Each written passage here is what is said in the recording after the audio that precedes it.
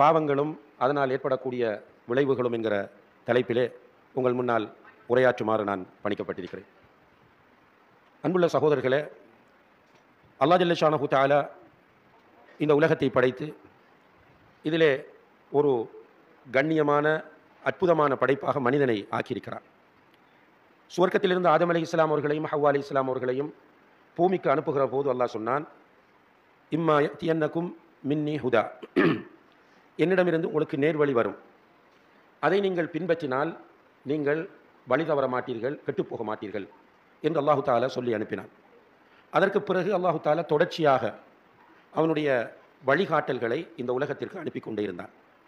முதல் ரசூலாக நூஹ் அலைஹிஸ்ஸலாம் அவர்களை அனுப்பி அந்த காலத்திலே வாழ்ந்த மக்கள் செய்த பாவங்களை எல்லாம் அவர்கள் சுட்டிக்காட்டி, இப்படி நீங்கள் பாவம் செய்யாதீர்கள், நீங்கள் அல்லாஹுக்கு கட்டுப்படுங்கள், அல்லாஹ் ஒருவனையே வணங்குங்கள். சவுண்ட் ஒரு ஸ்டேபிள் கூட்டிக்கிறேன். அல்லாஹ் ஒருவனையே வணங்குங்கள், அவனுக்கு இணை வைக்காதீர்கள், அவனுக்கு கட்டுப்படுங்கள் என்று அவர்கள் அல்லாஹ்விடமிருந்து பெற்ற ரிசாலத்தை இந்த மக்களுக்கு எட்டி வைத்தார்கள். தொடர்ச்சியாக அல்லாஹு தாலா காலத்திற்கு காலம் நபிமார்களை ரசூல்மார்களை அனுப்பி இந்த விஷயத்தை அந்த காலத்து மக்களுக்கு உணர்த்தினான். இந்த வகையில் இறுதி தூதராக முஹம்மது முஸ்தபா ஸல்லல்லாஹு அலைஹி வஸல்லம் அவர்களை அனுப்பி அவர்களை சர்வ உலகங்களுக்குமான ரஹ்மத்தாக அல்லாஹ் ஆக்கினான். நபி ஸல்லல்லாஹு அலைஹி வஸல்லம் அவர்கள் தூதராக தேர்வு செய்யப்பட்ட அந்த நிமிடத்தில் இருந்து உலகத்தில் யாரெல்லாம் இருந்தார்களோ அவர்களுக்கு பிறகு உலகம் அழியும் வரைக்கும் இந்த பூமியிலே யாரெல்லாம் வாழ்வார்களோ அவர்கள் அனைவருக்குமான ஒரு ரஹ்மத்தாக, அன்பாக, கருணையாக, இரக்கமாக அல்லாஹு தஆலா நபிகள் நாயகம் ஸல்லல்லாஹு அலைஹி வஸல்லம் அவர்களை அனுப்பி வைத்தார். நபி ஸல்லல்லாஹு அலைஹி வஸல்லம் அவர்கள் சொல்கிறார்கள், இந்த உலகத்தில் வந்த எந்த ஒரு நபியாக இருந்தாலும் அவர் அவருடைய காலத்து மக்களுக்கு சுவர்க்கத்திற்கு செல்லக்கூடிய விஷயங்களை சொல்லிக் கொடுத்திருக்கிறார், நரகத்திற்கு கொண்டு செல்லக்கூடிய விஷயங்களை தடுத்திருக்கிறார்.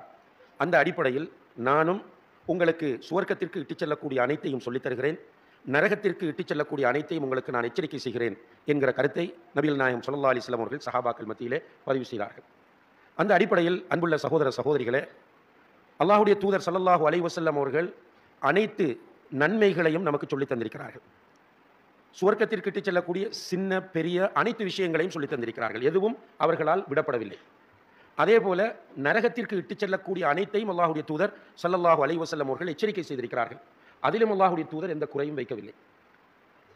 இந்த இறுதி தூதுத்துவம் என்கிற நபி ஸல்லல்லாஹு அலைஹி வஸல்லம் அவர்கள் தான் கடைசியாக வரக்கூடிய அல்லாஹ்வுடைய தூதர் என்கிற அந்த அடிப்படையில் அவர்களை கொண்டு அல்லாஹு தஆலா இந்த மார்க்கத்தை பூர்ணப்படுத்தி விட்டார்.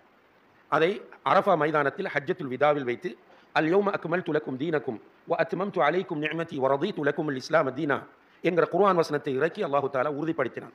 அல் யௌம அக்மல்து லக்கும் தீனக்கும், இன்றைய தினம் உங்களுடைய மார்க்கத்தை நான் உங்களுக்கு பூரணமாக்கி விட்டேன். வ அத்மம்து அலைக்கும் நிஅமதி, என்னுடைய நிஅமத்துகளையும் சம்பூர்ணப்படுத்தி விட்டேன். வ ரதீது லக்கும் அல் இஸ்லாம தீனா, உங்களுக்கு இஸ்லாமை மார்க்கமாக நான் பொருந்திக் கொண்டேன் என்கிற குர்ஆன் வசனத்தை இறக்கி முஹம்மது ஸல்லல்லாஹு அலைஹி வஸல்லம் அவர்கள் தான் இறுதி தூதர் என்பதை அல்லாஹ் டிக்ளேர் பண்ணினான். நபிகள் நாயகம் ஸல்லல்லாஹு அலைஹி வஸல்லம் அவர்கள் மிக தெளிவாக சொன்னார்கள், லா நபிய பஅதி, எனக்கு பிறகு ஒரு நபி வரமாட்டார் என்று சொன்னார்கள். ஈசா அலைஹிஸ்ஸலாம் அவர்களை அல்லாஹ் வானத்தில் உயர்த்தி வைத்திருக்கிறான். மறுமை நாள் நெருங்கும் போது அவர்கள் பூமிக்கு வருவார்கள். ஆனால் அவர்கள் ஒரு புதிய நபியாக வரமாட்டார்கள். அவர்கள் நபி ஸல்லல்லாஹு அலைஹி வஸல்லம் அவர்கள் கொண்டு வந்த மார்க்கத்தை தான் கொண்டு வந்து போதிப்பார்கள். ரசூல் ஸல்லல்லாஹு அலைஹி வஸல்லம் அவர்களுடைய காலத்தில் ஒரு பிரச்சனை வருகிறது. அப்போது மூசா அலைஹிஸ்ஸலாம் அவர்கள் தௌராத்தில் உள்ள ஒரு செய்தியை சொல்கிறார்கள். ரசூல் ஸல்லல்லாஹு அலைஹி வஸல்லம் அவர்கள் அதை கண்டிக்கிறார்கள். கண்டித்து விட்டு சொன்னார்கள், லவ் கான மூசா ஹய்யன் லமா வசிஅஹு இல்லா அன் யத்தபிஅனி, மூசா அலைஹிஸ்ஸலாம் அவர்கள் இப்போது உயிரோடு இருப்பாராக இருந்தால் அவர் நான் கொண்டு வந்ததை பின்பற்றுவதை தவிர அவருக்கு வேறு வழி இருக்காது, அவர் தௌராத்தை கொண்டு வந்து பின்பற்ற மாட்டார், போதிக்க மாட்டார் என்று நபிகள் நாயகம் ஸல்லல்லாஹு அலைஹி வஸல்லம் அவர்கள் அங்கே உணர்த்தினார்கள். எனவே நபி ஸல்லல்லாஹு அலைஹி வஸல்லம் அவர்கள் இறுதி தூதர், அவர்கள் இந்த மார்க்கத்தை பூரணப்படுத்தி விட்டார்கள். அல்லாஹ் சொல்லுகிறான், யா அய்யுஹல்லதீன ஆமனு தக்குல்லாஹ ஹக்க துகாத்திஹ் வலா தமூதுன்ன இல்லா வ அன்தும் முஸ்லிமூன், ஈமான் கொண்டவர்களே அல்லாஹுவை தக்வா செய்ய வேண்டிய சரியான முறையில் தக்வா செய்து கொள்ளுங்கள். தக்வா என்றால் அல்லாஹ் ஏவியவற்றை எடுத்து நடப்பது, அல்லாஹ் விலக்கியவற்றை தவிர்ந்து கொள்வது, இதுதான் தக்வா. அல்லாஹுவை தக்வா செய்ய வேண்டிய சரியான முறையில் தக்வா செய்து கொள்ளுங்கள்.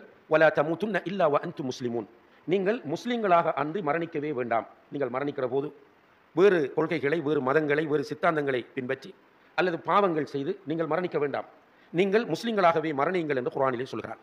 அதே போல யா அய்யுஹல்லதீன ஆமனு உதுகுலு ஃபி ஸில்மி காஃபா, ஈமான் கொண்டவர்களே, இஸ்லாத்தில் பூரணமாக நீங்கள் நுழைந்து விடுங்கள் என்று சொல்கிறார். அப்போ இந்த இஸ்லாம் ஒரு வாழ்க்கை நெறியாகும்.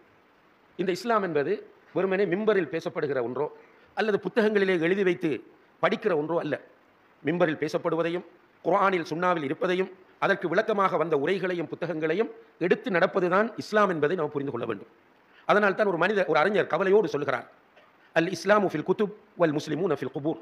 இஸ்லாத்தை நீங்கள் எடுத்து பார்த்தால் என்று அது புத்தகங்களில் தான் இருக்கிறது. இஸ்லாத்தை பின்பற்றிய முஸ்லிம்களை நீங்கள் தேடினால் அவர்கள் கபர்களுக்குள் இருக்கிறார்கள் என்று சொல்கிறார். அதாவது இஸ்லாத்தை மிம்பரில் கேட்க முடிகிறது, பயானில் கேட்க முடிகிறது, புத்தகத்தில் படிக்க முடிகிறது. ஆனால் மக்களுடைய வாழ்க்கையில் போய் பார்த்தால் அந்த இஸ்லாத்தை காணவில்லை. இஸ்லாம் பேசுகிறவர்களும் சரி, இஸ்லாத்திற்கு முக்கியத்துவம் தருகிறவர்களும் சரி, நான் ஒரு முஸ்லீம் என்று சொல்லிக்கொண்டு இஸ்லாத்தோடு தொடர்பில்லாமல் இருக்கிறவர்களும் சரி, நீங்கள் பார்த்தால் ஒரு பூரணமான முஸ்லீமாக என்னுடைய வாழ்க்கை முறையை அமைக்க வேண்டும் என்கிற சிந்தனை இல்லை. சில நேரம் தொழுகிறவர்களை நம்ம பார்க்கிறோம், அவர்கள் தொழுகையில் கவனம் செலுத்துகிறார்கள். தொழுகையினால் ஏற்படுத்தப்பட வேண்டிய மாற்றங்கள் என்று இஸ்லாம் சொல்வது அவர்களிடம் இல்லை. நல்ல தொழுகையாளிகள் முன்சஃபிலே தொழுகிறார்கள், வட்டியோடு தொடர்பாக இருக்கிறார்கள், விபச்சாரத்தில் ஈடுபடுகிறார்கள், மனைவியை கொடுமைப்படுத்துகிறார்கள், இரத்த உறவுகளை துண்டிக்கிறார்கள், அண்டை வீட்டாருக்கு தொல்லை கொடுக்கிறார்கள், அடுத்தவனுக்கு அநியாயம் இழைக்கிறார்கள், கொடுக்கல் வாங்கலிலே மோசடி செய்கிறார்கள். ஆனால் அவர் நினைக்கிறார் நான் ஒரு தொழுகையாளி என்று. சாதாரணமாக ரசூல் ஸல்லல்லாஹு அலைஹி வஸல்லம் அவர்கள் சொல்கிறார்கள், திருடர்களில் மிக மோசமான திருடன் யார் என்றால் தொழுகையில் திருடுபவன் என்றார்கள்.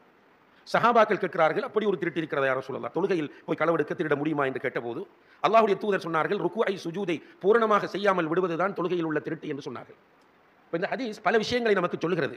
அதிலே முக்கியமான ஒன்று என்னவென்றால், தொழுகை என்பது வெறுமனே வேக வேகமாக சில காரியங்களை செய்துவிட்டு போவதல்ல.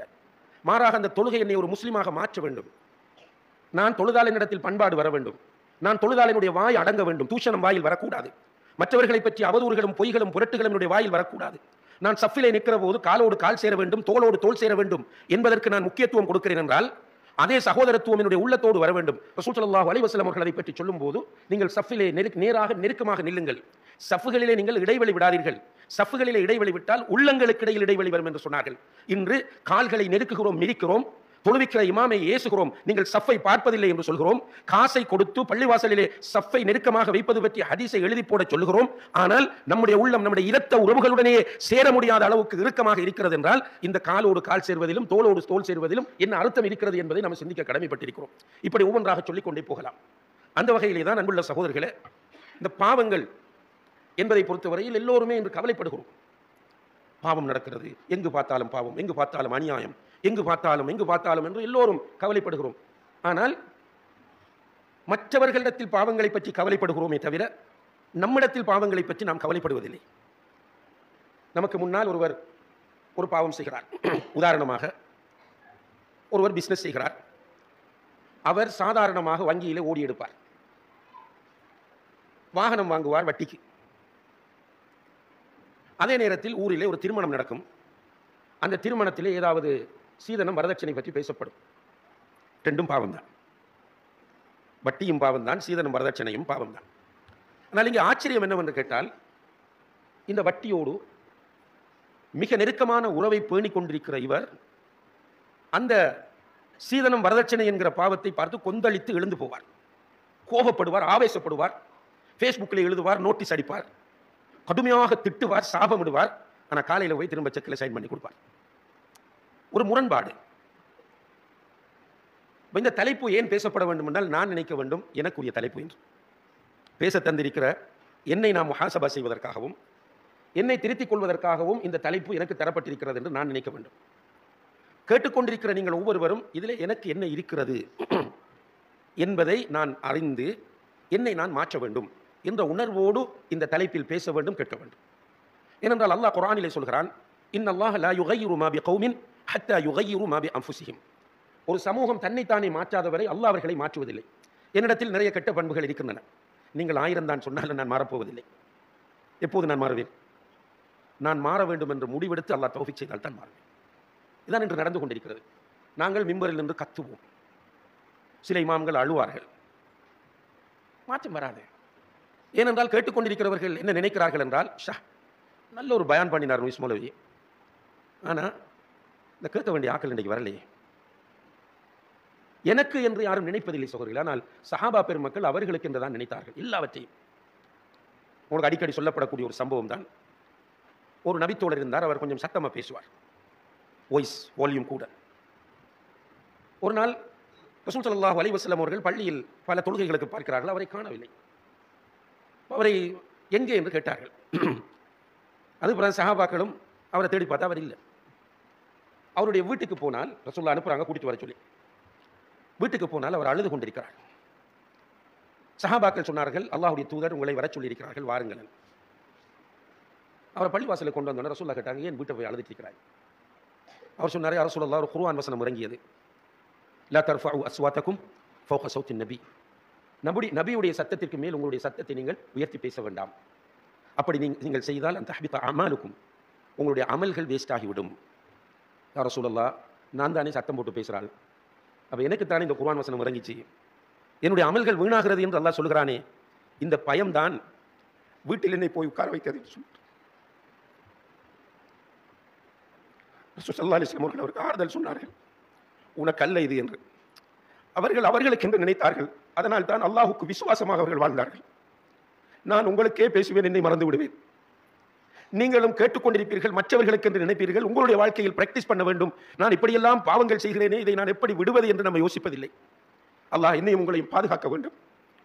நாம் வாழக்கூடிய இந்த காலம் மிக பயங்கரமான ஒரு காலமாகும் சகோதரர்களே, மிக பயங்கரமான காலம்.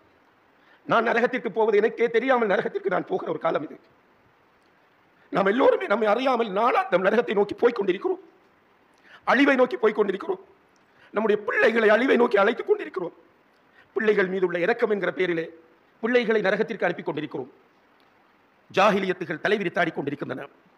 ஃபித்னாக்கள் வேகமாக நம்மை சூழ்ந்து கொண்டிருக்கின்றன. எல்லா பக்கத்திலும் நமக்கு ஃபித்னா. உலமாக்கள் ஆரம்ப காலங்களில் இந்த பாட்டு கேட்பதை கூட, மியூசிக் இல்லாமல் பாட்டு நல்ல கருத்தில் இருந்தால் பிரச்சனை இல்லை, அதை கூட உள்ளத்தில் அது நிஃபாக்கை ஏற்படுத்தும் என்று சொல்லுவார்கள். சஹாபாக்கள், சில தாபியூன்களுடைய காலத்தில் வாழ்ந்தவர்கள் மியூசிக்கில் இசை இல்லாமல், கருத்து பிழை இல்லாமல் ஒரு பாட்டு படிக்கிறது கூடும், அதில் பிரச்சனை இல்லை. ஆனால் அந்த பாட்டை கூட அவர்கள் அது கேட்கும்போது உள்ளத்தில் நிஃபாக்கை ஏற்படுத்தும் என்று அவர்கள் பயப்பட்டார்கள். ஆனால் நான் அடிக்கடி ஒரு சம்பவம் சொல்றேன் என்றால், எங்களோட ஒரு ஷேக் உண்டு. அவர் 1980 காலங்களில் எங்களுக்கு நன்றாக ஞாபகம் இருக்கிறது. அவருடைய ஊரிலே யாருடைய வீட்டிலாவது டிவி இருந்தால் அந்த வீட்டு கல்யாணத்திற்கோ வலிமாவுக்கோ போக மாட்டார். அப்படி ஒரு பேணுதலான காலம் இருந்தது. பயப்பட்டார்கள்.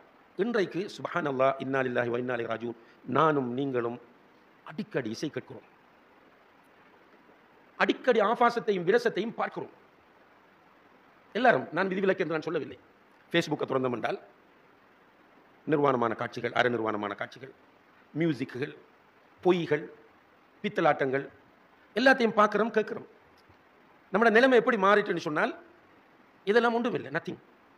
என்ன பிரச்சனையா? ஃபேஸ்புக் பார்க்குற பிரச்சனையா? யூடியூப் பார்க்குற பிரச்சனையா?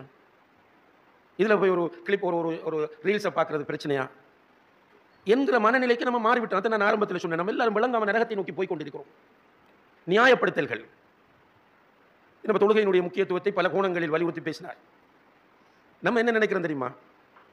எப்படி ஊட்டம் தானே, தொல்றேன் தானே. நான் நம்மளோட பக்கத்து வீட்டிலையும் நமக்கு தெரிஞ்ச ஆக்களும் அறவே தொழாமல் இருக்கும் போது, நான் சுபக வீட்டை நானே எழும்பி 6 மணிக்கு நானே தொல்றேனே என்று நம்ம திருப்தி அடைந்து கொண்டிருக்கிறோம். நியாயப்படுத்தல்கள். மௌலவி செய்கிறார், ஊரில் உள்ள நல்லவர்கள் எல்லாம் செய்கிறார்கள் தானே.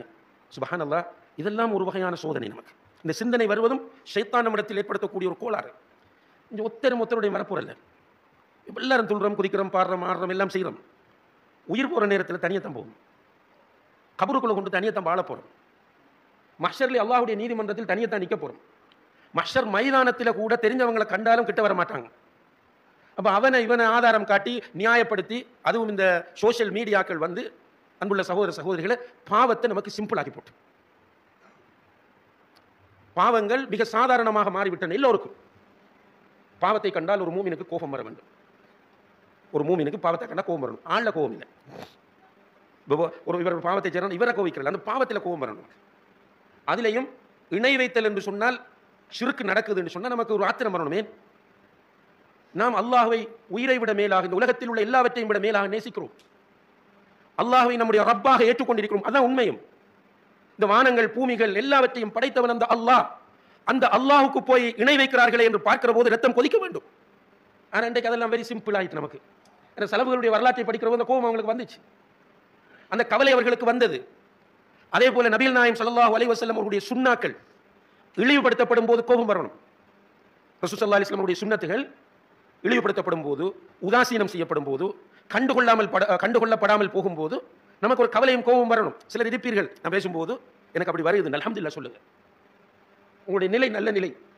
ஆனால் நம்ம பெரும்பாலானவர்களுக்கு அது கிடையாது. நமக்கு எப்போ கோபம் வருது என்று கேட்டால், ஒரு விளைவை பார்க்கிற போது மட்டும் கோபம் வருகிறது. இப்போ மகன் போதையில் போய் விழுந்துட்டான் என்று சொல்லும் போது கோபம் வருகிறது. அல்லது ஒரு மாணவன் நமக்கு முன்னால் இன்டீசென்டாக போதையிலே நடந்து கொண்டான் எனும் போது கோபம் வருகிறது. ஆனால் வீட்டில் சுபகு தொழாமல் மனைவி, மகன், மகள், பிள்ளை, சகோதரன் தூங்குகிற போது நமக்கு கோபம் வருவதில்லை. பாவங்கள் எல்லாம் நமக்கு சர்வ சாதாரணமாகிவிட்டது.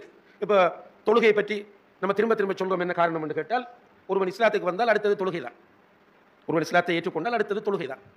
ஒருவன் நல்லா தொழுவான் என்றால் அவனுடைய நல்ல சேஞ்சஸ் வர வாய்ப்பு நிறைய இருக்கிறது. இன்ஷா அல்லாஹ் தொழுகை ஒருவன் பேணும் போது நல்ல மாற்றங்கள் வர வாய்ப்பு இருக்கிறது. பள்ளிக்கு போவான், வெள்ளிக்கிழமை நேரத்தோட போவான், கொத்துபா கேட்கும், இடையில பயான்கள் கேட்பான். தொழக்கூடியவனுக்கு தான் இது சாத்தியம். இப்போ இஸ்லாம் தொழுகையை வலியுறுத்தி இருக்கிறது. ஆனால் இந்த தொழுகையை விடுபவனுடைய நிலை என்ன என்று கேட்டால், வேண்டும் என்று தொழுகையை விட்டால் அவன் காஃபிர். மனமுரண்டாக வேண்டும் என்று தொழுகையை விட்டால் காஃபிர். பொதுபோக்காக தொழணும் என்று சொல்லிட்டு தொழுகை விடுறானே, இவனுடைய நிலை என்ன என்பதிலே கருத்து வேறுபாடு இருக்கிறது. என்ன கருத்து வேறுபாடு? இவன் பாவி என்பதிலும் நரகம் போவான் என்பதிலும் கருத்து வேறுபாடு இல்லை. இவன் முஸ்லிமா இல்லையா என்பதில் கருத்து வேறுபாடு. இன்றைக்கு நம்ம குடும்பத்தில் இருக்கிற பெரும்பாலானவர்களுடைய நிலை என்ன? தொலை சொல்றோம், தொழுவோம். நம்முடைய நண்பர்கள் நிறைய பேர் நிலை தொலை சொல்றோம், தொலைத்தான் வேணும், ஆனால் தொழுவதில்லை. இது பொதுபோக்கு. இந்த பொதுபோக்கான நிலையில் தொழுகையை விடுபவன் காஃபிரா இல்லையா?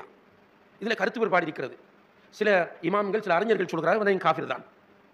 ஷேக் ஹுசைன் என்று சொல்லக்கூடிய சவுதியில் இருந்து வஃபாத்தான மிகப்பெரிய ஒரு இமாம் சொல்கிறார், அவன் காஃபிர்ன்றதுல எனக்கு என்ன கொஞ்சம் டவுட் இல்லை என்றார். அவர் திரும்ப திரும்ப சொல்றார், அல்லாஹ் இவ்வளவு அவனுக்கு கொடுத்து, எவ்வளவு நியமத்துகளை கொடுத்து இந்த உலகத்தில் வாழ வைத்ததற்கு பிறகு ஒரு நாளைக்கு 5 தடவை 17 ரக்காத் இவனுக்கு தொழ முடியல என்றால், சொல்லி காட்டும் தரக்க ஸலா ஃபகத் கஃபர், அவங்களுக்கு நமக்கும் இடையில் உள்ள இடைவெளி தொழுகை தான். தொழுகை யார் விடுகிறாரோ அவர் குஃப்ரை செய்கிறார், இஸ்லாத்தை விட்டு வெளியேறுகிறார் என்ற அந்த ஹதீஸ்களை எல்லாம் ஆதாரம் காட்டி அவர் அடித்து சொல்றார். மௌத்தாகும் வரை, மௌத்தாயிட்டாங்க ரஹிமஹுல்லாஹ், மௌத்தாகும் வரைக்கும் சொல்றார் அவர், எனக்குண்டால் பொதுபோக்காகவும் தொழுகையை விடுபவன் காஃபிர் என்பதில், இஸ்லாத்தை விட்டு வெளியேறியவன் என்பதில் கடுகளவும் சந்தேகம் கிடையாது என்று சொல்கிறார். வேறு சில அறிஞர்கள் மாற்று கருத்து இருக்கிறது.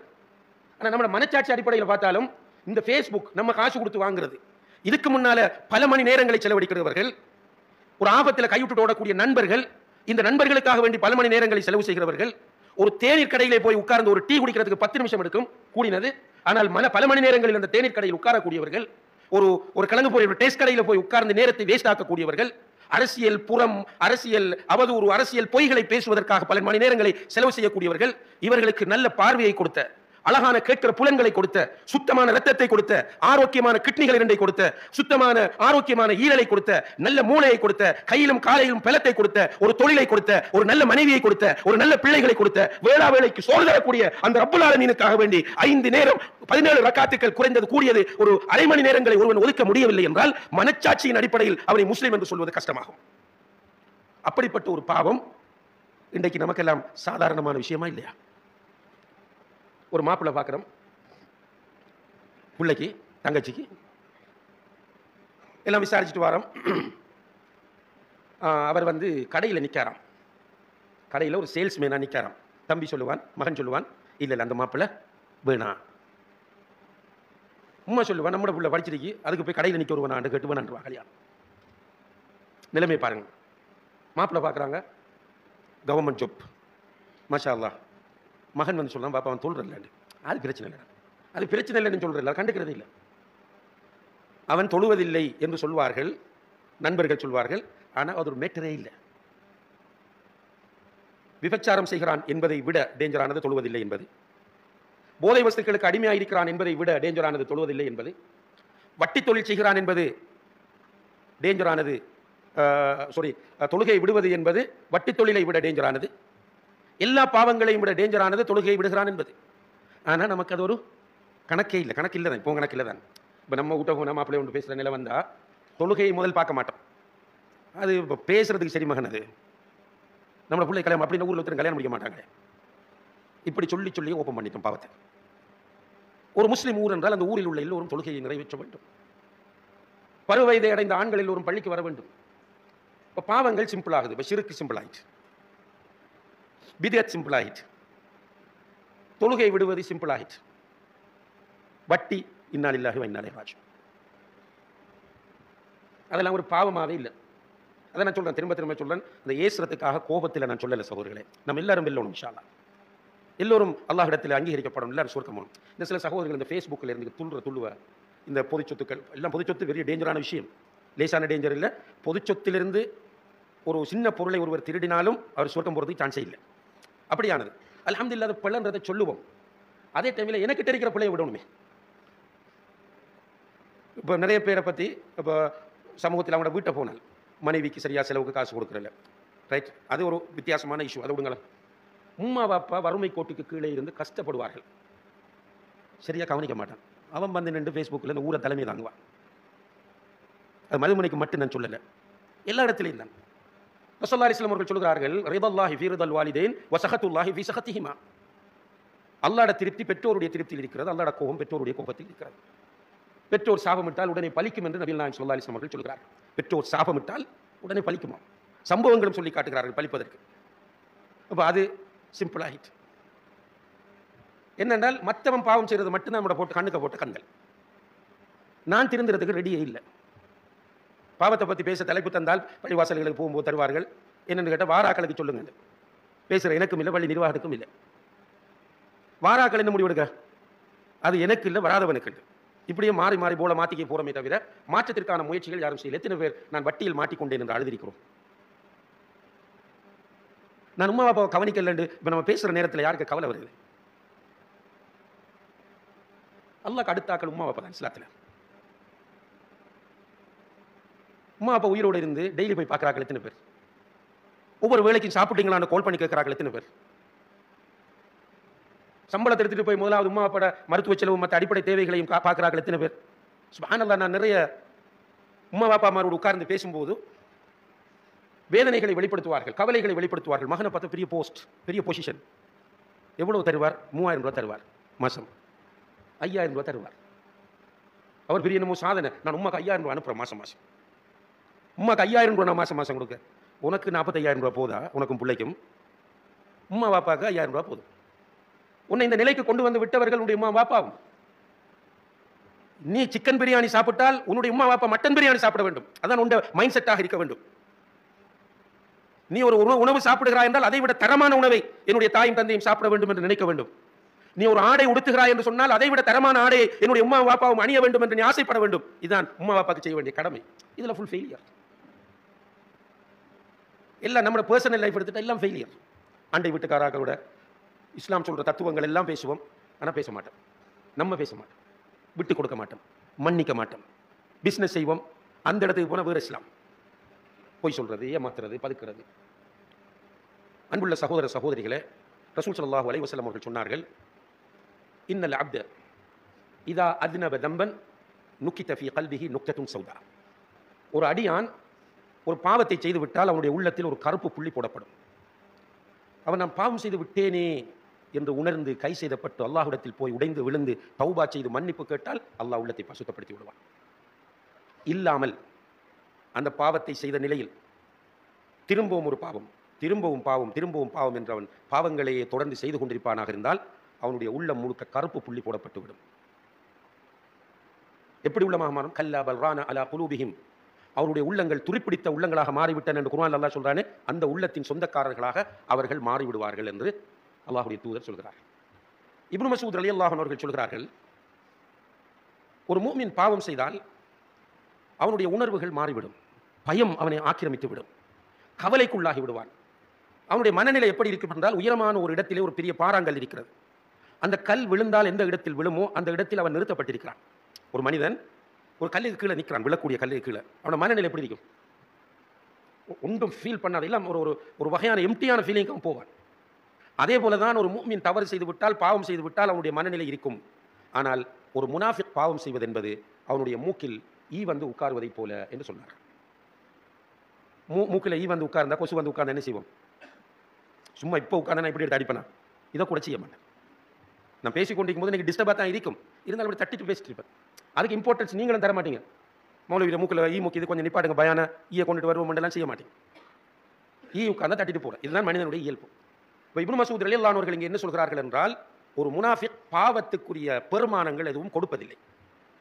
பாவத்தை சிம்பிளா எடுப்பது. அங்க அல்லாஹ்வுடைய தூதர் என்ன சொல்கிறார்கள்? யாருடைய உள்ளம் துருப்பிடித்து போகிறதோ அவனுக்கு பாவமே புரியாது. இப்பதான் முஹாசபா தேவை. நான் யார்? என்னுடைய மனநிலை பாவ விஷயத்தில் எப்படி இருக்கிறது? நான் செய்கிற பாவம் என்னுடைய தூக்கத்தை கெடுக்கிறதா? நான் பாவம் செய்துவிட்டு எப்போதாவது சுஜூதில் கிடந்து அழுதிருக்கிறேனா? நான் மனிதர்களுடைய உரிமை விஷயத்தில் செய்த பாவங்களை நினைத்து நினைத்து அவர்களிடத்தில் நான் மன்னிப்பு கேட்பதற்குரிய வழிகளை தேடி இருக்கிறேனா? ஒன்றும் இல்லைண்டா அவுட் சகோதரனே. அல்லாஹ் பாதுகாக்க வேண்டும். அல்லாஹ்க்கும் நமக்கும் இடையில் உள்ள பாவங்கள் அல்லாஹ் இரக்கமுள்ளவன், மன்னிப்பான்.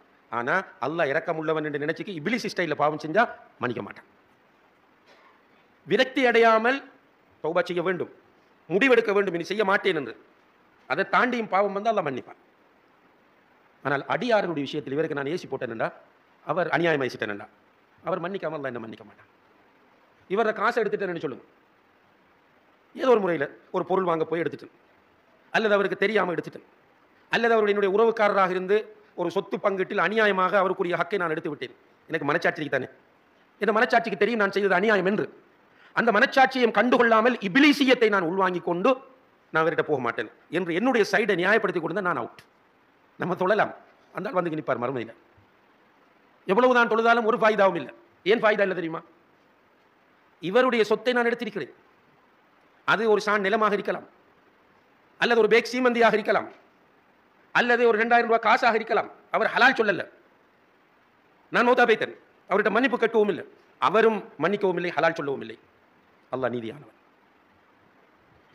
எந்த அளவுக்கு நீதியானவன் என்றால், இந்த உலகத்தில் கொம்புள்ள ஒரு ஆடு கொம்பில்லாத ஆட்டுக்கு குத்தினால் ரெண்டும் பகுத்தறிவற்றவை, அவைக்கு கேள்வி கணக்கு கிடையாது. இது அல்லாஹ்வுடைய சுன்னத். இருந்தாலும் கொம்புள்ள ஆட்டுக்கு பழிதீர்த்து நியாயம் வழங்குவதற்காக வேண்டி மறுமையில் அந்த 2 ஆட்டையும் எழுப்புவான். கொம்புள்ள ஆட்டையும் கொம்பில்லாத ஆட்டையும் எழுப்பி, கொம்பில்லாமல் குத்தப்பட்ட ஆட்டுக்கு கொம்பை கொடுத்து குத்தி ஆட்டுக்கு குத்த வைப்பான் என்று நபிகள் நாயகம் ஸல்லல்லாஹு அலைஹி வஸல்லம் சொல்கிறார்கள். என்றால் அல்லாஹ்வுடைய நீதி விஷயத்தில் நீங்கள் சந்தேகப்பட வேண்டாம். நமக்கு யாராவது அநியாயம் இழைச்சா கவலைப்படாதீங்க, அல்லாஹ் அந்த நீதியை பெற்று வல்லாஹி தருவான். அதே நேரத்தில் அல்லாஹ்வுடைய தூதர் சஹாபாக்களிடத்தில் கேட்டார்கள், அத்ததுரூன மனில் முஃப்லிஸ், திவாலானவன், வங்குரோத்தானவன் யார் என்று உங்களுக்கு தெரியுமா என்று கேட்டார்கள். சஹாபாக்கள் சொன்னார்கள், என்ன யார சொல்லா, பேங்க்ரப்ட்னு சொன்னா ஒரு இன்வெஸ்ட் பண்றது லாஸ்ட் ஆகிறவன் தான் பேங்க்ரப்ட் ஆனவன். வங்குரோத்தாகிறவன் என்றா முதலீடு செய்வான், கடைசியில் தீனாரும் இல்லை திர்ஹமும் இல்லை என்று போனா அவன் தான் வங்குரோத்தானவன் என்று நாங்கள் சொல்லுவோம். ரசூலுல்லாஹி சொன்னாங்க, அது காசு பணம் தானே, திரும்பவும் எடுத்துக்கலாம். ஆனால் உண்மையிலேயே பேங்க்ரப்ட் ஆனவன் யார் தெரியுமா? உலகத்தில் இருக்கும்போது தொழுகையாளி, நோன்பாளி, ஜகாத்து கொடுப்பவன், திக்ரு செய்பவன், முன்சஃபில் தொழுறவன், குர்ஆன் ஓதுகிறவன், பயான் பண்றவன். ஆனால் வகது வரபஹாதா, ஒருவனுக்கு அடித்திருப்பான். வசஃபக தமஹாதா, இவனுடைய இரத்தத்தை ஓட்டியிருப்பான். வஅக்கல மாலஹாதா, இவனுடைய சொத்தை அநியாயமாக சாப்பிட்டிருப்பான். வஷதமஹாதா, இவனுக்கு அநியாயமாக ஏசியிருப்பான். என்ன செய்வான் தெரியுமா அல்லாஹ் மறுமையில்? ரசூலுல்லாஹி சொன்னாங்க, சஹீஹ் முஸ்லிமில் வருது, 2 பேரையும் எழுப்பி அவனுடைய நீதிமன்றத்தில் எடுத்து, இந்த தொழுக, நோன்பு, ஜக்காத், ஹஜ்ஜோட ஒருவனுக்கு அடித்தானே, இவன்கிட்ட அடி வாங்கினவனை கூப்பிடுவான். இந்த ஆளுடைய தொழுகை, நோன்பு, ஜக்காத், ஹஜ், குர்ஆன், தாவா எல்லாத்தையும் தூக்கி அந்த ஆளுக்கு கொடுப்பான். அடி வாங்கினவனுக்கு அநியாயமாக சொத்தை இழந்தவனுக்கு கொடுப்பான், அநியாயமாக ரத்தம் மூட்டப்பட்டவனுக்கு கொடுப்பான். நீ சுவர்க்கம் போகணும்னு சொல்லுவான். பார்த்தா அவர் சுவர்க்கம் போகல. ஏன்? அவர் செஞ்ச பாவம் ஒரு தொகை இருக்கு. இவர நன்மை எல்லாம் எடுத்து கொடுத்தாச்சு. இந்த ஹாஜியார நன்மைகள் அவ்வளவையும் எடுத்து கொடுத்தாச்சு. கொடுத்து நீ சுவர்க்கத்துக்கு போகண்டால் அவருக்கு சுவர்க்கம் போக இயலாம நிற்கார். என்னடான்னு பார்த்தால் அவருடைய பாவங்கள் அந்த அளவு இருக்கிறது. உடனே அல்லாஹ் என்ன செய்வான் என்றால், அவனுடைய பாவங்கள் அவ்வளவையும் எடுத்து இந்த ஹாஜியாரை கொடுத்துருவான். இப்போ இந்த ஹாஜியார நிலைமை என்ன? ஹாஜியார் நான் எக்ஸாம்பிள் சொல்றேன், மற இந்த பயானை கேட்டு போட்டு ஹாஜியார் மாற நோன்று இல்லை. இந்த தொழுகையாளி, ஹஜ் செய்தவர், இபாதத் செய்தவர் என்ன செய்வார் என்றால், அவர் முதலில் நம்ம இழந்துட்டார் தானே. அவர் தொழுகை இழந்தார், அவர் ஹஜ் இழந்தார், அவர் ஜக்காத் இழந்தார், அவர் நோன்பு இழந்தார், அவர் திக்ர் இழந்தார், அவர் தாவா இழந்தார், எல்லாத்தையும் இழந்து வெறுங்கையோட நிற்கிற இவருக்கு அல்லாஹ் கடைசியில் கொடுத்த பரிசு என்ன? அவனுடைய பாவங்கள் அவ்வளவையும் தூக்கி இவனை கொடுத்தாச்சு. நீ இப்போ போ நரகத்துக்கு, நீ போ சொர்க்கத்துக்கு. அல்லாஹ்வுடைய நீதி. அப்ப நம்முடைய மனநிலைகள் மாற்றமடைய வேண்டும் சகோதர சகோதரிகளை. இப்படியே இருக்கப்படா தொடர்ந்து. ஈகோவோட இருப்போம், மௌத்தா போய்த்திருவோம். அடமண்டா இருப்போம், புடிவாதமா இருப்போம், மௌத்தா போய்த்திருவோம். இப்போ சில கிளிப்ஸ்கள் இந்த ஃபேஸ்புக் இதில் உள்ள சில நன்மைகளும் இருக்கிறது அல்ஹம்துலில்லாஹ். இப்போ கிட்டத்தில் ஒரு ஒரு கடமைக்கு முதல் பார்த்தேன், ஒரு ஹத்தீப் அரபில் ஹுத்பா ஓதுறார். ஓதக்குள்ள அவர் ரசூலுல்லாஹி அலைஹி வஸல்லம் மௌத்தை பற்றி பேசிட்டு இருக்கிறார். மரணத்தை பற்றி சக்கரத்துல் மௌத் என்ற அந்த வார்த்தையை பயன்படுத்தி போகக்குள்ள அவர் அப்படியே சரிகிறார். முன்னுக்கு இருந்தவர் ஓடி போய் இருப்பாட்டி மூலியமாக மௌத்தாயிட்டார். இது மாதிரி ஒரு 6-7 கேஸ் நான் ஃபேஸ்புக்கில் பார்த்துருக்கேன். பயம் பண்ணிக்கு இருந்தவர் அப்படியே மூத்தாகிறார். ரைட், தொழுதுக்கு இருந்தவர் சுஜூதுக்கு போய் எழும்பல்ல. நீங்களும் பார்த்துருக்கீங்க. நமக்கு நடந்துச்சு, மின்னன் இல்லை. நம்ம எல்லாருக்கும் தெரிந்த ஒரு சௌர் அல்லாஹ்வுக்கு சொர்க்கத்தை கொடுக்க வேண்டும், பாவங்களை மன்னிக்க வேண்டும். தொழுதுக்கு இருந்த மாதிரி மௌத்து. அப்ப நம்முடைய ஈகோ என்ன செய்யும்? ஒரு ஜாதி வரட்டு. இது ஷைத்தான் இந்த பாவங்களால் நம்மிடத்தில் ஏற்படுத்திய ஒரு மோசமான மனநிலையாகும். சஹாபாக்கள் அப்படி இருக்கல. அபூபக்கர் ரலியல்லாஹு அன்ஹுவும் ஹம்தலாவும் சந்திக்கிறார்கள். அபூபக்கர் சொர்க்கத்தை கொண்டு நன்மாராயம் கூறப்பட்டார். நபிகள் நாயகம் ஸல்லல்லாஹு அலைஹி வஸல்லம் அவர்களுக்கு அடுத்ததாக மிக சிறந்த முஃமின். அவர் மலக்குகளால் குளிப்பாட்டப்பட்ட ஹம்தலா ரலியல்லாஹு அன்ஹு உயிரோடு இருக்கும்போது 2 பேரும் சந்திக்கிறாங்க. ஹம்தலாவை பார்த்து அஸ்ஸலாமு அலைக்கும் எப்படி ஹம்தலான்னு கேட்டோம். ஹம்தலா என்ன சொன்னார்? நான் முனாஃபிகா போய்த்தேன் அபூபக்கர் என்றார். ஏன்டா அப்படி சொல்றான்னு கேட்குறாங்க. அபூபக்கர் ரசூலுல்லாஹ் பயான்ல போய் இருந்தா நான் என்ன மாற்றணும், அப்படி இருக்கணும், இப்படி இருக்கணும், சொர்க்கத்தை நேரடியாக பார்க்குற மாதிரி, நரகத்தை நேரடியாக பார்க்குற மாதிரி ஃபீலிங்ஸ் எனக்கு வருது. வீட்டை வந்து புள்ள குட்டி குடும்பம் என்று மாறணும், அந்த ஃபீலிங்ஸ் குறையுது. சுப்ஹானல்லாஹ். இது ஒரு நடிப்பு தானே என்று கேட்குறார். நடிப்பு அல்ல, அது உண்மையில் இயற்கை. அது அபூபக்கர் எல்லாம் உடனே என்ன சொன்னாங்கண்டா, அப்படியெல்லாம் இல்லை. அந்த நம்ம சஹாபாக்கள் நம்ம சொர்க்கத்தை கொண்டு நன்மாராயம் கூறப்பட்டாங்க, அப்படி பேசல. அவர் எனக்கும் அந்த நிலை வருகிறது, வா 2 பேரும் போகும். சுப்ஹானல்லாஹ். ரசூலுல்லாஹ் வஃபாத் ஆயிட்டாங்க. உமர் பின் கத்தாப் ரலியல்லாஹு அன்ஹு அவர்கள், அவரும் சொர்க்கத்தை கொண்டு நன்மாராயம் கூறப்பட்டவர். இந்த உம்மத்தில் அபூபக்கர் ரலியல்லாஹு அன்ஹுக்கு அடுத்ததாக சிறந்தவர். சொர்க்கத்தில் அவர் வீட்டை கூட ரசூலுல்லாஹ் பார்த்துட்டு வந்தாங்க. ரசூலுல்லாஹ் மௌத்தான உடனே ஹுதைஃபா ரலியல்லாஹு அன்ஹு ரசூலுல்லாஹ்வுடைய பர்சனல் ஃப்ரெண்டை போய் சந்திச்சு கேட்கிறார், ஹுதைஃபாவே, முனாஃபிக்களுடைய பேரெல்லாம் உங்கள்கிட்ட ரசூலுல்லாஹ் தந்திருக்காங்க தானே, ஓம் அந்த லிஸ்ட்டை கொஞ்சம் தாங்கள. அவர் சொன்னார், இது அமானிதமாக தந்த ரசூலுல்லாஹ், இப்படி தார் உனக்கு கெஞ்சுறார். கடைசியில் கேட்டார், நான் அந்த லிஸ்ட்டை கேட்டது ஆறார் இருக்கான்னு பார்க்கறதுக்கு இல்லை, என்னுடைய பேர் அந்த லிஸ்ட்டில் இருக்கான்னு பார்க்கறதுக்கு. சுப்ஹானல்லாஹ். நம்மள எங்க சகோதரர்களே, அல்லாஹ்வுடைய தூதர் சொர்க்கத்தை கொண்டு நன்மாராயம் கூறுறாங்க. ஒட்டுமொத்த உம்மத்துமே அவர்களை ஏற்றுக்கொண்டிருக்கிறது. அல்லாஹ்வும் அவர்களுடைய விஷயத்தில் குர்ஆன் வசனத்தை இறக்குறான். இறக்கினத்துக்கு பிறகும் நான் ஒரு முனாஃபிக்கா இருப்பேன் நான் பயப்பட்டாங்கண்டா, நம்ம எல்லாம் இந்த தொழுகையை வச்சுக்கி பயான் கொஞ்சத்தை வச்சுட்டு கொஞ்சம் குர்ஆன் ஓதுறதை வச்சுக்கி காட்டுற கூத்து. சுப்ஹானல்லாஹ். இதுவும் ஒரு நோய் சகோதரர்களே. இப்போ பாவங்கள் நமக்கு ஒரு ஒரு ஒரு விதமான மன அழுத்தத்தை தர வேண்டும். நம்ம சரி என்ன சின்ன பாவம், ஃபேஸ்புக்கில் ஏதாவது பார்த்துட்டோமா, நெட்டில் எதையாவது பார்த்துட்டோமா, அல்லது சும்மா பள்ளியில் இஷா தொழுது மாஷா அல்லாஹ் பெரிய ஒரு பாக்கியத்தை அல்லாஹ் நமக்கு தந்திருக்கிறார். ரசூலுல்லாஹ் சொன்னார்கள், யார் ஒருவர் இஷாவை ஜமாத்தோடு தொழுகிறாரோ அவர் இரவில் பாதி நேரம் நின்று வணங்கியவரை போல் ஆவார். யார் ஒருவர் ஃபஜ்ர் தொழுகையை ஜமாத்தோடு நிறைவேற்றுகிறாரோ அவர் முழு இரவும் நின்று வணங்கியவரை போல. இஷாவும் ஃபஜ்ரும் ஜமாத்தோட கிடைச்சா இரவைக்கு நின்று வணங்கிய பாக்கியம் கிடைக்கும். நம்மள பெரும்பாலானவர்கள் இரவில் எழும்புறங்க. இருந்தாலும் இஷாவையும் சுபஹையும் ஜமாத்தோடு தொழுதுட்டோம் என்றால் இரவெல்லாம் நின்று வணங்கிய பாக்கியம் கிடைக்கும் இன்ஷா அல்லாஹ். ஆனால் கவலை என்னென்றால் இஷா தொழுதுட்டு அப்படி போகக்குள்ள ஒரு வேலை சந்திக்கிறோம், நின்று அவனை பற்றி இவனை பற்றி புறமும் அவதூறும் நம்மளுக்கு உண்மையாக ஒன்றும் தெரியா பேசிட்டு போய் படுக்க போகக்குள்ளையாவது நான் அப்படியெல்லாம் பேசிட்டேன் இஷா தொழுதுட்டு ஜமாத்தோட, அது ஒரு பயானை கேட்டுட்டு வந்து நான் இப்படி பேசிட்டேனே, யாரெல்லாம் நீ என்னை மன்னிச்சுக்கணும், அப்படி மௌத்தானா என்னை குற்றம் பிடிச்சிடப்படாண்டு அப்படி ஒரு ஃபீலிங்கோட படுக்கக்கூடிய மனநிலை நமக்கு இருக்குமென்றால் அல்ஹம்துலில்லாஹ். ஆனால் இந்த முனாஃபிக்குகளைப் போல மூக்கில் ஈ வந்து உட்கார்கிற அந்த மனநிலையிலிருந்து நாம் எல்லோரும் விடுபட வேண்டும். அல்லாஹு தஆலா அந்த நிலையிலிருந்து நம்மை பாதுகாக்க வேண்டும். பாவங்கள் இந்த சமுதாயத்தில் அதிகரித்தால் அல்லாஹுடைய அழிவுகள் வருவது தவிர்க்க முடியாமல் போகும். ரசூலுல்லாஹி ஸல்லல்லாஹு அலைஹி வஸல்லம் அவர்களிடம் சஹாபாக்கள் கேட்கிறார்கள், அன்னுஹ்லகு வஃபீனா ஸாலிஹூன், அல்லாஹுடைய தூதரே எங்களுக்குள்ள நல்ல மக்கள் இருக்கிற நேரத்தில், நல்ல மக்கள் சாலிஹான மக்கள் இருக்கிற நேரத்தில் நாங்கள் அழிக்கப்படுவோமா என்று கேட்டார்கள். ரசூலுல்லாஹி ஸல்லல்லாஹு அலைஹி வஸல்லம் அவர்கள் சொன்னார்கள், நஅம் இதா கஸுரல் ஹபஸ், ஆம் பாவம் கூடிவிட்டால் அப்படி நடக்கும் என்று சொன்னார்கள். இப்போ பாவம் கூடிக்கே போகுது, அல்லாஹ் தான் பாதுகாக்கணும். எனக்கு கவலை வரணும், என்னுடைய மௌத் நல்ல மௌத்தாக அமையணும். நான் மௌத்தாகும் போது என் ரப் என்னை புரிந்து கொள்ளணும். நான் மௌத்தாகும் போது என் பாவங்கள் எல்லாம் மன்னிக்கப்பட்ட நிலையில் நான் மௌத்தாகணும். இதுக்காக நான் சுஜூதில் அல்லாஹ்விடத்தில் மன்றாட வேண்டும். என்னுடைய ஒவ்வொரு நேரத்திலும் நான் மன்றாட வேண்டும். கொஞ்சம் கடுமையாக நான் வீக்காகி போகிறத ஃபீல் பண்ணினா என்னுடைய ஈமானை ரிஃப்ரெஷ் பண்ணுவதற்கு புதுப்பிப்பதற்கு என்ன ரூட் இருக்கிட்டு நான் யோசிக்க வேண்டும். உம்ராவுக்கு போகிறோம், உம்ராவுக்கு போய் வரணும். அல்லது தஹஜ்ஜத் தொழுகையில் பேணுதல் இருந்தால் கொஞ்சம் தஹஜ்ஜத்தோட கூட டச் ஏற்படுத்தணும். குர்ஆனோடு தொடர்பு குறைந்தால் கொஞ்சம் குர்ஆனை கூடுதலாக ஓதணும். நல்ல மக்களோடு கொஞ்சம் கூடுதலாக நெருக்கத்தை ஏற்படுத்தணும். இப்படி நம்மை நாம் பாதுகாத்துக் கொள்வதற்கான முயற்சியை செய்தால் அல்லாஹ்வுடைய உதவியை கொண்டு பாவங்களை நம்முடைய வாழ்க்கையில் குறைக்கலாம். நம்முடைய வாழ்க்கையில் பாவங்கள் குறைந்தால் அன்புள்ள சகோதரர்களை சமூகத்தில் பாவங்கள் குறையும். சமூகத்தில் பாவங்கள் குறையும் போது பாவங்களால் ஏற்படக்கூடிய பாதிப்புகளிலிருந்து சமுதாயத்தை அல்லாஹு தஆலா பாதுகாப்பான். எல்லாம் வல்ல அல்லாஹ் ஜல்ல ஷானஹு தஆலா பேசி எனக்கும் கேட்டுக்கொண்டிருந்த உங்களுக்கும் இதில் உள்ள நல்ல விஷயங்களை உள்வாங்கி நம்முடைய வாழ்க்கையில் அதை கடைபிடிக்க தௌஃபீக் செய்வானாக. வ ஆஹிரு தஅவானா அல்ஹம்துலில்லாஹி ரப்பில் ஆலமீன். வஸ்ஸலாமு அலைக்கும் வ ரஹ்மத்துல்லாஹி வ பரகாத்துஹு.